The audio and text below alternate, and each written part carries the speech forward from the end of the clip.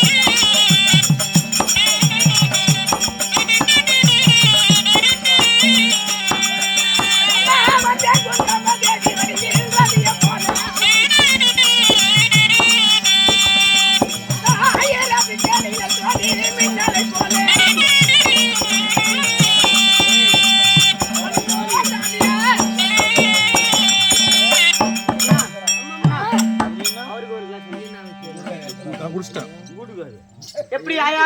அம்மா எப்படி? என் பேரோ குந்தமாதேவி என்று இருந்தாயா? குந்தமாதேவி. சரிம்மா, அப்படி இருந்துட்டாலும் உங்களை பெற்றெடுத்த தாய் தந்தையார் அம்மா பெற்றெடுத்த தாய் தந்தையார் யாராக இருக்கும் அப்படின்னு கேட்கின்றாய் இல்லையா? ஆமா. நாடு என்ன, நகரம் என்ன, திருமணமாகி விட்டதா ஆகலையா? அம்மா என்னுடைய தாய் தந்தையோ யாரு? சூரசேன அம்மையாருக்கும் குந்தி பாசு மன்னனுக்கும் நாங்கள் எத்தனை பேர் பிறந்து தெரியுமா? எத்தனை பேர்? குந்தி மந்தாரை என்று சொல்லப்பட்ட என் பேரு குந்தியம்மா. குந்தியம்மாள். என்னுடைய தங்கை பேரோ மந்தாரை என்று சொல்வார். மந்தாரை. அப்படி மந்தாரையும் குந்தமதேவியும் நான் யாரு எங்கள் இருவரையும் யாரை மாலை தரித்தார் தெரியுமாடி? யாரு? அம்மா சொல்ல வேண்டுமா? அம்மா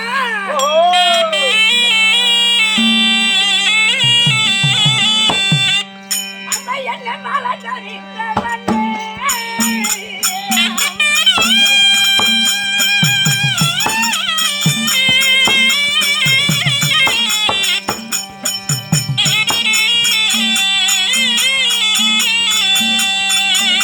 என்ன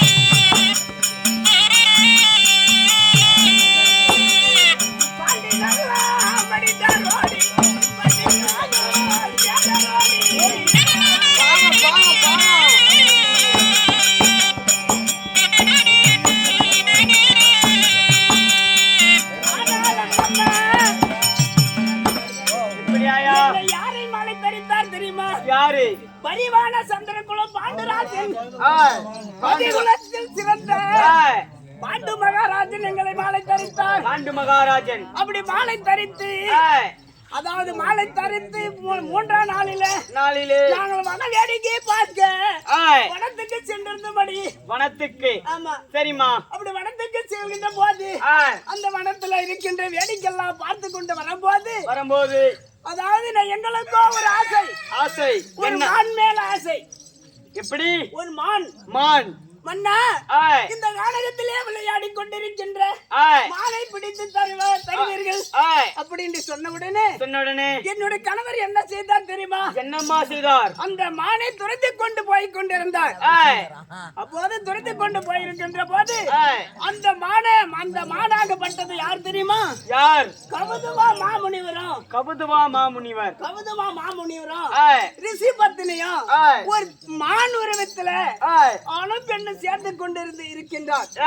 இது தெரியாமல் என்னுடைய மன்னவர் துரத்தி பார்த்தார். அந்த மான் கை கிடைக்கவில்லையே அப்படி என்று அம்பை எடுத்து போட்டார். அந்த மானாகப்பட்டது அவையும் என்று விழுந்து விட்டது. அப்போது அந்த ரிஷிபத்தினியும் கௌதம மாமுனிவரும் எப்படி சாபம் அளித்தார் தெரியுமா? எப்படி? நாங்கள் இருவரும் ஆசை பாசையோடு இருக்கின்ற போது இப்படி அம்பை ஏய்த்து போட்டு விட்டாய். அது போல் நீ உன்னுடைய பெண்ணிடத்துல உன்னுடைய மனைவிடத்துல சேர்ந்ததே உண்டானால் உன்னுடைய சிரமானது 16 சுக்காக வெடிக்கும்படி சாபம் கொடுத்து விட்டார். 16 சுக்காக? ஆமா. அப்படி சாபம் கொடுத்த உடனே என்னுடைய கணவரும்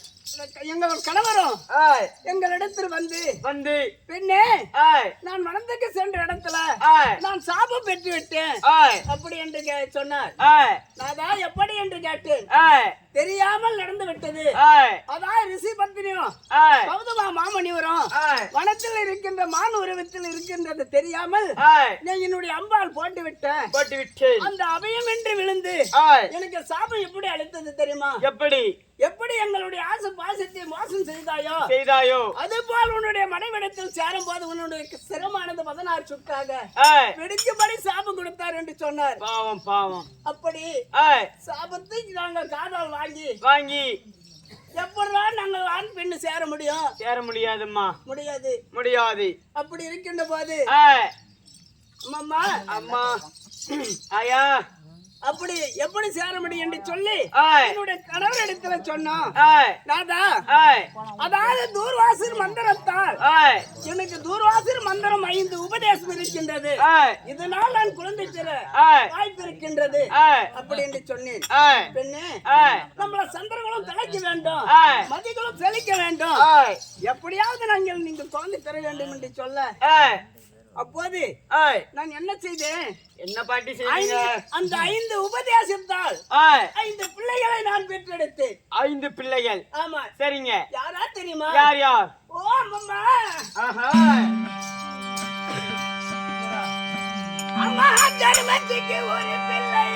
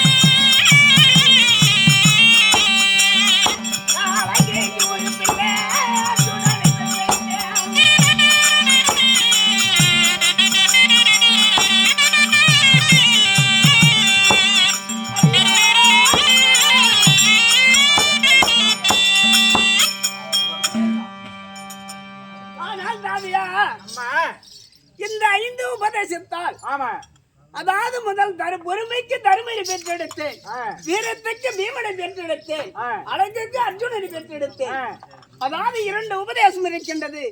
தங்கைக்கு கொடுத்தேன். சரிதான். அதாவது நடுவன் சகாதேவனை பெற்றெடுத்தது. அப்படி பெற்றெடுத்து நாங்கள் அஷ்டாபுரத்தில் இருக்கின்ற போது பங்கும் பகையாளி என்று சொல்லக்கூடிய நந்திவட்டம் மலை தரித்த நராதிபதி துரியோதன மண்ணுக்கு ஆசை வைத்து அதாவது ஒரு பகடை ஆட்டத்தை உருவாக செய்து என் மக்கள் எல்லாம் வனத்துக்கு சென்று அந்த வனத்தெல்லாம் முடித்து விட்டு நாடு கேட்கின்ற போது கத்தி முனையிலே நாடு வைக்கின்றேன். ஆனால் உங்களுக்கு வீரம் இருந்தால் அந்த நாட்டை பெற்றுக் கொள்ளுங்கள் சொல்ல அதாவது 18ஆம் நாள் 18ஆம் நாள் பாரத போர் நடந்து கொண்டிருக்கின்றது. இந்த பாரத போர் அதால் விடிந்தால் 14ஆம் நாள் சண்டை நடக்க போகின்றது. இந்த 17ஆம் நாள் சண்டையில் நான் அந்த குருஷேத்திர பீட பூமிக்கு நான் ஒரு நாளும் போனா அங்க மாட்டு நடக்கின்ற பிடைமல்லாத எப்படி கண்ணால் பார்ப்பேன். அதனால் குருஷேத்திர பூமிக்கு நான் போகவில்லை. அப்படி நான் அத்திராபுரத்தில் இருக்கின்ற போது அங்க யாரோ வருவது போல் தெரிகின்றது. யார் வருகின்றார்களோ பார்க்கலாம்.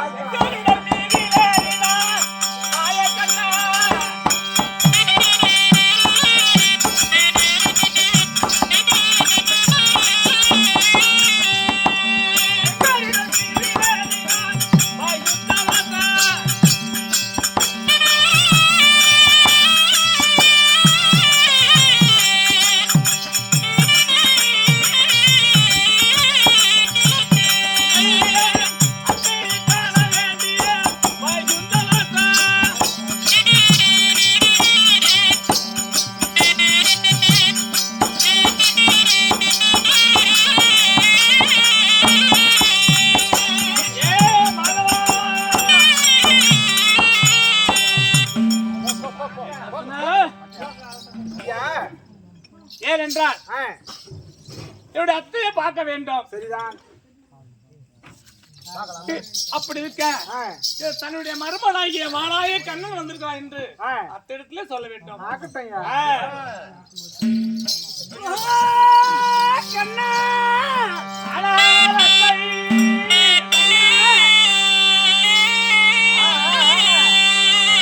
அத்தைய தருணா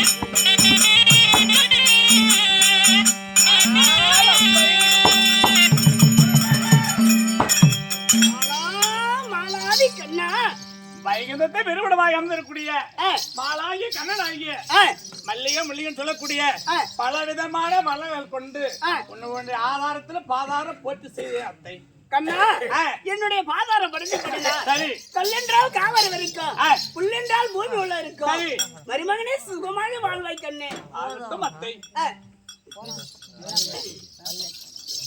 ஆனா கண்ணா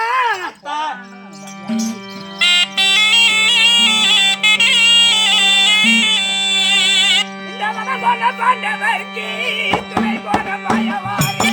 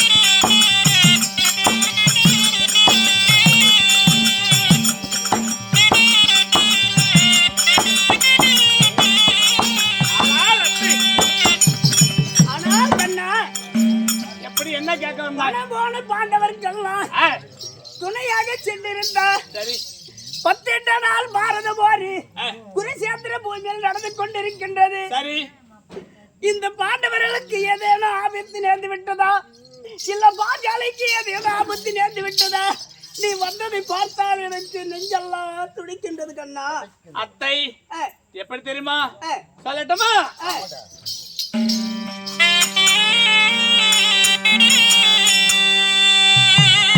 ஒண்ணு வேண்டுமா அத்தை எனக்கு வேண்டுமா?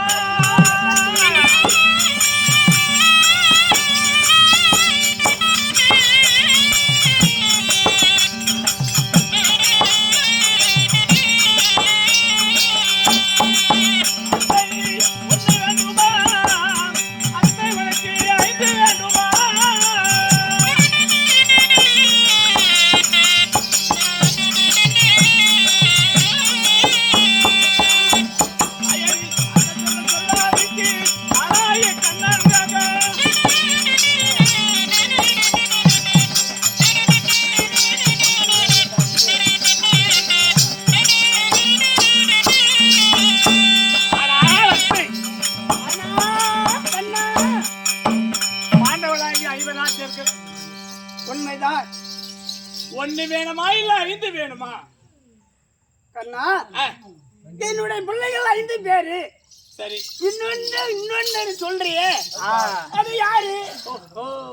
அத்தை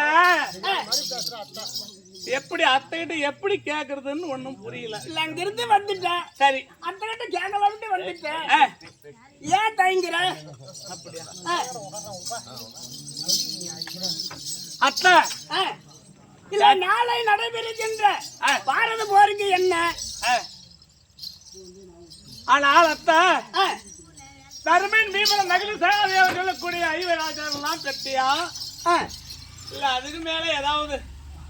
இல்ல நாடெங்கும் தெரியும் பாண்டவர்கள் 5 பேர் என்று தெரியும். இன்னொன்னு சொல்றேன், எனக்கு 5 பிள்ளை தான் கண்ணா. அப்படியா?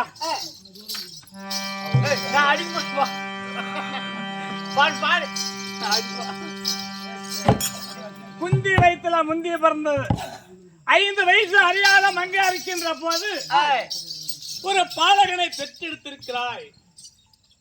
ஆமா இது எப்படி தெரியும் இருக்கு? பாட்டியே மறந்து போச்சு. இல்ல அவரு கண்ணா அஞ்சு சிறு வயது அறியாத பருவத்தில் ஆமா தூர்வாசர மகாமுனிவருக்கு நான் பணிவிடை செய்தேன். சரி பணிவிடையை செய்கின்ற போது தூர்வாசர் 5 உபதேசம் கொடுத்தார். சரி அதாவது குலகரைக்கு சென்று அதாவது ஒரு குடம் எடுத்து ஆமா குலகரைக்கு சென்றிருந்தேன். தங்க குடம் எடுத்து குலகரைக்கு சென்றிருந்தேன். சரி அந்த குளக்கரையில அதாவது பார்க்கின்ற போது சரி 7 பிச்சத்தர பிறவியை பூட்டி கிழக்கு முகத்திலிருந்து மேற்கு திசை சென்றிருந்தார். சரி சூரிய பகவான் சூரிய பகவானை பார்த்து இவர் இவ்வளவு அழகாக போகின்றாரு, இவரை நாமல் எப்படி கண்ணால் பார்க்க முடியும்? சரி அப்படி என்று என்னுடைய நினைவுக்கு வந்து விட்டது. தாங்களுடைய நினைவுக்கு வந்து விட்டது. சரி அப்போது நான் அதாவது தூர்வாசர் கொடுத்த மந்திரம் ஆமா உண்மை இருக்குமா பொய்யா இருக்குமா அப்படி என்று சொல்லி பரிசோதனை செய்து இருக்கிறார். ஒரு உபதேசத்தை எடுத்து ஓதினேன். சரி ஓதின உடனே சூரிய பகவான் பக்கத்தில் வந்து நின்று விட்டார். பார்க்கின்ற போது சரி 5 சிறு வயது அறியாத பிள்ளையாக இருக்கின்றது. இப்படி அந்த தூர்வாசர் கொடுத்த மந்திரம் அதாவது நாமல் சேராமல் போய்விட்டார். அதாவது நம்மளுக்கு அதிகாரம் நேர்ந்து விடும் என்று சொல்லி என்ன ஒரு 16 வயது பருவ பெண்ணாகி ஒரு நாள் சேர்ந்து விட்டார். சேர்ந்த உடனே ரிஷி பண்டு ரவத்தங்காது என்பது போல குழந்தை பிறந்து விட்டது. ஒரு குழந்தை பிறந்து விட்டது. பிறந்த உடனே 5 சிறு வயது அறியாத பருவத்தில் நம்ம குலக்கரைக்கு வரும்போது நம்ம தன்னந்தனிமையில் வந்து நம்மள அரண்மனைக்கு போகும்போது ஒரு குழந்தையை தூக்கி சென்றார். ஒரு உலகம் என்ன சொல்ல என்று சொல்லி நான் கண்ணீர் விட்டு அழுது கொண்டிருந்தேன். அப்போது சூரிய பகவான் சொன்னார், பெண்ணே அதாவது குலக்கரையில் நடந்தது நம்ம இருவருக்கு மட்டும்தான் தெரியும், ஒரு உலகத்துக்கு யாருக்கும் தெரியாது. எனக்கு தான் தெரியணும், யாருக்கும் தெரியக்கூடாது. அப்படி என்று ஒரு தங்க பேல பெட்டியை செய்து அந்த தங்க பேல பெட்டியில் வை என்று சொன்னார். அதாவது தங்க பேல பெட்டியில் வைத்து ஆமா நான் என்னுடைய முந்தானிய நாகாசுரபட்டை கிழித்து ஒரு சங்கு பாலை கறந்து வைத்து ஆமா அந்த வைகை ஆற்றிலே விட்டு விட்டேன். சரி அது அதாவது வைகை ஆற்றிலே போனது மீன் மற்றும் அறிந்து அது இறந்திருக்கலாம். அது ஏன் இப்ப ஞாபகப்படுத்தி கொண்டாய்? அத்தா அம்பி ஆத்துல விட்டா பாத்தியா அந்த கரையில போன குழந்தை கரையோட போகல எங்க போச்சு? எங்க போச்சு? எங்க போயிருக்கோம்? எங்க போயிருக்கோம்? இன்னைக்கு அந்த சேரி தூக்கிட்டு வராரு. ஓ மகனாகியே டெல்லின்னு சொல்லக்கூடிய அஸ்தாபுரத்துல யாருக்கும் அடங்காத வெங்கல விவேகம் எடுத்த வணங்காமடி வேந்தனாகிய துரை என்று துரியோதனிடத்திலே வெங்கல பிடிக்க அந்த துரியோதனிடத்திலே திருதராட்டின் இடத்திலே உன்னுடைய பிள்ளையாகிய அங்கு தேசத்திலே உன்னுடைய மகன் இருக்கின்றான். அங்கு தேசத்துல யாரும் இருக்கின்றா? ஆமா மகனாகிய அங்கு தேசம் ஆளக்கூடிய அங்கு தேசத்துல யாரு இருக்கின்றார்? உன்னுடைய மகனாகிய கர்ணன் இருக்கின்றான். கர்ணன் கண்ணா 5 வயசுல அறியாத மங்க இருக்கின்ற போது முந்தைய வயசுல முந்தி பிறந்தவன் கர்ணன் அங்கு தேசத்துல இருந்து 1000 குடம் பால் ஊத்தி நாக சர்ப்பத்தை வளர்த்து வந்திருக்கிறான். ஏனென்றால் நேத்தோ 16 இன்னைக்கு 17 தினம் பொழுது விழுந்தால் 17 ஆக போறது. பாண்டவர்களுக்கும் கௌரவர்களுக்கும் காலை சூரிய உதவுக்கு முன்பதாக குருசத்ரா பீடபூமியில அர்ஜுனனை கொல்லாத விட மாட்டேன் என்று உன்னுடைய மகனாகிய கர்ணனுடைய நாக சர்ப்பம் சொல்லிட்டு இருக்குது. அப்படியே கண்ணா ஓடி சென்று அப்படி இவர்களும் மீட்க வேண்டுமானா கண்ணா அந்த கர்ணனை மீட்டு விடு, 5 ராஜாக்களும் மீட்டு விடு. உன்னால் முடியும். உன்னால் ஆகாத உலகத்தில் எது என்றும் இல்லை. அத்தை அவள் தந்திரமா பேசுது கண்ணா நான் அத்தை தானே கேட்கிறேன். அத்தை தான் கேட்கிறேன். உன்னால எது வேணாலும் சாதிக்க முடியும். 5 ராஜாக்கள் தர்மை மீமன் நகல சகாதேவன் சொல்லக்கூடிய அர்ஜுனுடைய இந்த பொழுது விழுந்தால் குருசத்ரா பீடபூமியில அண்ணனுடைய குருசத்ரா பீடபூமியில இன்று அந்த கர்ணன் உன்னுடைய அந்த அங்குதேச வாழக்கூடிய கர்ணன் நாகசர்ப்பம் கொத்தணும். கர்ணனுடைய இந்த பாண்டவருடைய வர்க்கம் அழியணும். அப்படி கௌரவர்களை வாழ வேண்டும், பாண்டவர்களை அழிந்து விடணும் சொல்லி இருக்கின்றான். அதனால ஓடி சென்று தந்திரமாக என்ன செய்ய வேண்டும்? நீ தந்திரமாக அங்கு தேசம் சென்று உன்னுடைய மகனிடத்துல கண்ணே மகனே கண்ணா அறியாத வயசுல தெரியாத பிறந்து வளர்ந்து நீ அங்கு தேசத்துல வாழ்ந்து கொண்டிருக்கிறார். பங்கும் பங்காளி உன்னுடைய அண்ணன் ஒரே ரத்த பாசமா இருக்குது. இருந்தாலும் உன்னுடைய நாக சர்ப்பம் அர்ஜுனை நீ கொல்ல போகுது. அதனால ஒரு கணிக்கு மேலும் அருகணி விடக்கூடாது அப்படின்னு உன்னுடைய மகன் இடத்துல சொல்ல வேண்டுமா? கர்ணன் இடத்தை சொல்லி சத்தங்கள் வாங்க வேண்டும். அப்படி ஆமா எப்படி என்றால் சத்தியங்களை வாங்கி விட்டா ஒரு கனியோட போயிடும். மறுகணி துடுத்தால் பாண்டவர்கள் 4 பேர்களும் செத்து விடுவார்கள். என்ன சொல்ற நீ? அப்படி நான் 5 பிள்ளைய பார்த்தோம்னா நான் ஒரு பிள்ளையை பார்ப்பேனா? ஒண்ணு போனா போயிட்டு போகுது. போனால் போகட்டும். இந்த 5 பிள்ளைகளை வைத்து நான் இவ்வுலகில் நான் வாழ வேண்டும். அர்ஜுனனை தவிர மற்றவர்களுக்கு எந்த ஒரு விபத்தோ ஆபத்தோ வரக்கூடாது. அதனால நேரம் கடந்து கொண்டிருக்கின்றது. காலை சூரியன் உதயம் முன்னே கருமுந்தரை போக வேண்டும். இட்லிக்கு பசி எடுத்துக்கிச்சு. உனக்கு பசி எடுக்கும். காலையில ரணகளத்துல மாண்டு மடிவார்கள். அதனால ஓடி சென்று உன்னுடைய மகனிடத்திலே சக்தியை வாங்கி வர வேண்டும். பிறகு பார்த்து சொல்லு. அதற்காக தான் நான் ஓடி உன்னை சொல்வதற்காக தான் வந்திருக்கின்றேன். அத்தை அப்படியே கண்ணா வாங்கிட்டு ஓடி வந்துக்கிறாருமா? ஆமா கண்ணா. அப்படி என்றால் நீ சொல்வது போல நான் அதாவது கர்ணனாக பட்டவன், அதாவது கங்கா நதியிலே தானபானம் செய்து அதாவது சூரிய யாக பூஜை செய்து கொண்டிருக்கின்றான். அந்த கர்ணனை நான் சந்தித்து வருகின்றேன். சரி சென்று வருகின்றேன்.